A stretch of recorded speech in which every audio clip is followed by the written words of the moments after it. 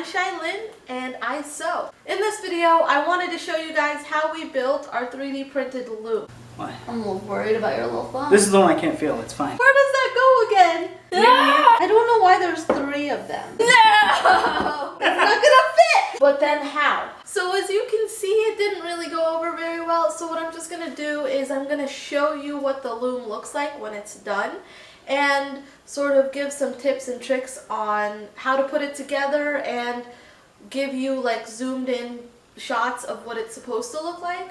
This is a 3D printed 16-inch rigid heddle loom.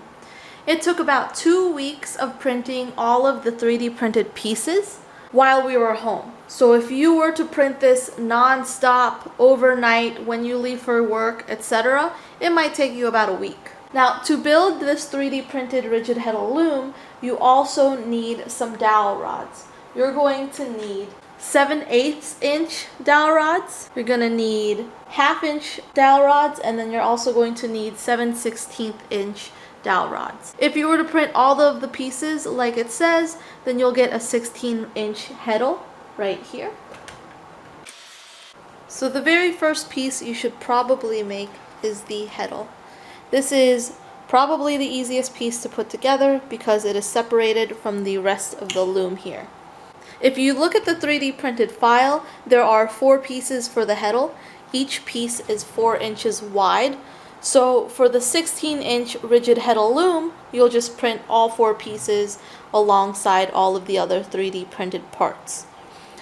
If you want a smaller heddle, you would just print, for example, 2 pieces, the left and the right piece, and you'll have an 8-inch heddle.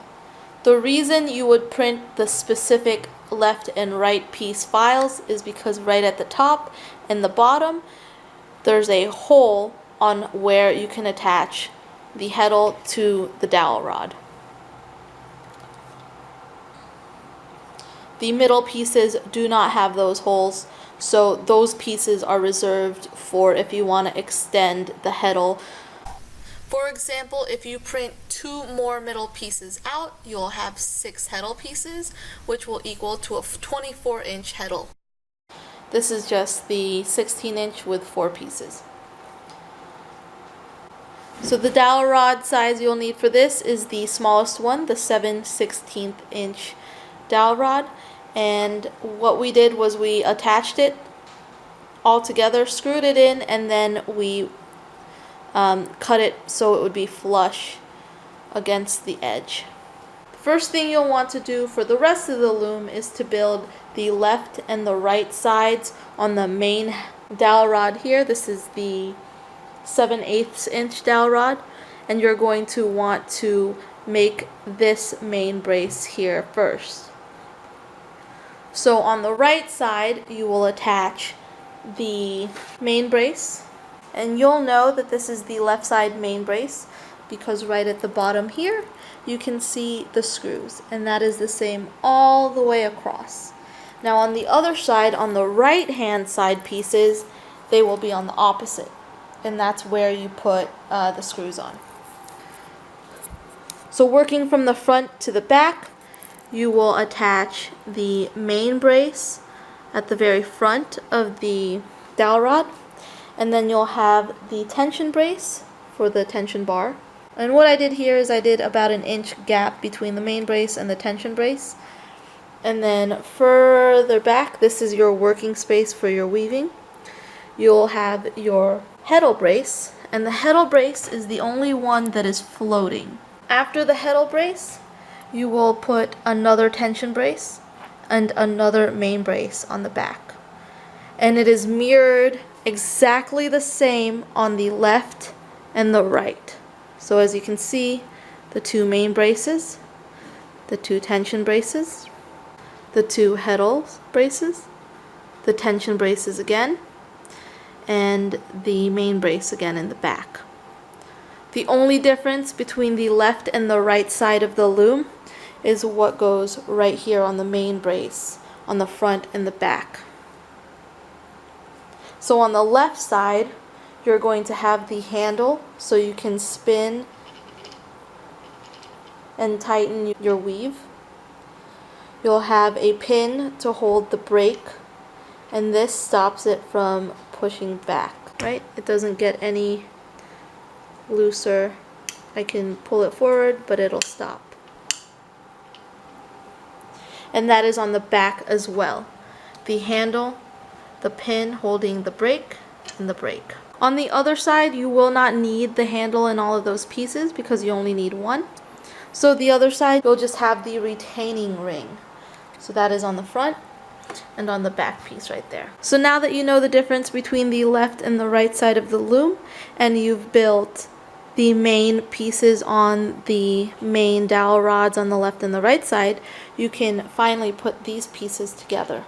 Let's work on the left side first. So the handle has a hole on the inside of it here for a dowel rod to go inside the handle, screwed on right here on two sides, through the main brace, and has about a 1/2 inch sticking out so you can put the winding brace on.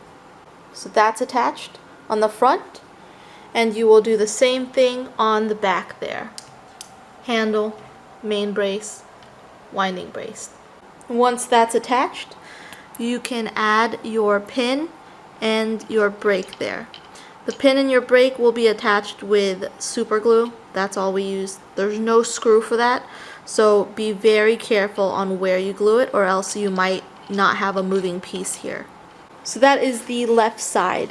On the right side, as you can see, we had the same size dowel rod cut out for the right side, and it sticks out because on the left side we had the handle, the right side there's no handle, so it just sticks out. We decided not to mess with it and cut it shorter, and we just decided to leave it hanging out. As you can see, the piece is very small and fragile, so if you tighten it a little too much, then it can break.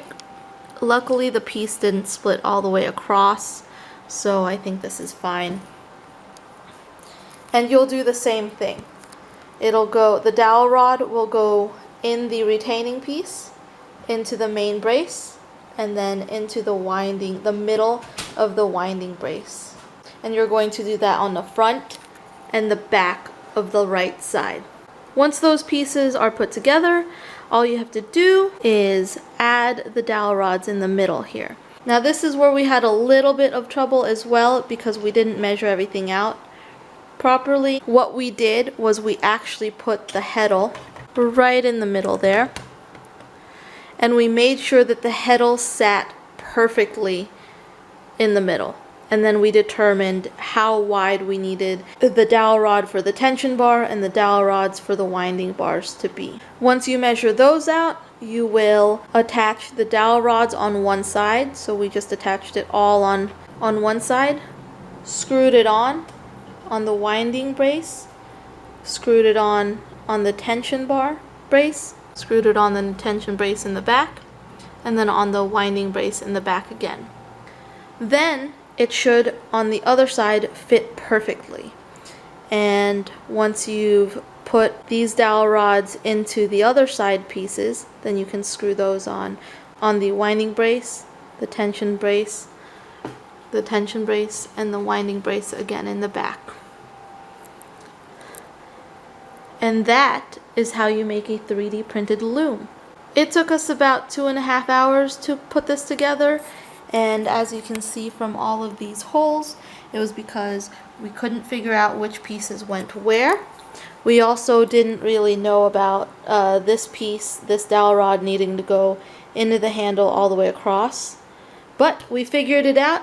Alright, so I hope this was really helpful for you guys. Like I said, there were no real instructions, just a couple photos to base our build off of. So I wanted to show you guys what it looked like. Hopefully it helps. If you have any questions, feel free to ask in the comments below. I will post a few of my makes in the future, but again, the majority of what I do is I sew, so if you'd like to see any of my sewing videos, don't forget to hit like and subscribe to my channel.